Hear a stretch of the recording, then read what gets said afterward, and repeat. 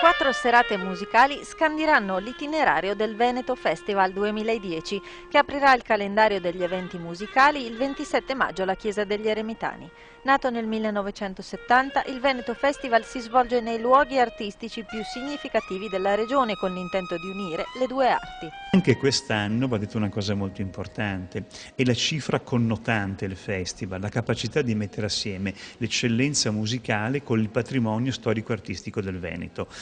Pensate a Padova, Chiesa degli Eremitani, Odio Cornaro, Chiesa di Santa Caterina, sono delle eccellenze artistiche che vengono fatte esplodere nella loro bellezza grazie alla musica. Protagonisti del festival, mantenendo il loro impegno volto alla diffusione della civiltà artistica veneta, saranno i solisti veneti che celebrano quest'anno il loro 50° anno di vita. La 40ª edizione del Veneto Festival, anch'esso giunto a una celebrazione come i solisti veneti che quest'anno hanno 50 anni,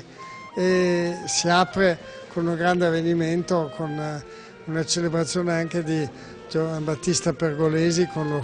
suo famoso Stabat Mater eseguito da due cantanti di eccezione, Maria José Moreno e Ketevan Chemoclidze, e una prima mondiale moderna di Giuseppe Torelli, il Domine Adjuvandum per tromba, coro e orchestra, e il grande Magnificat di Vivaldi con il coro di Vienna e i solisti veneti.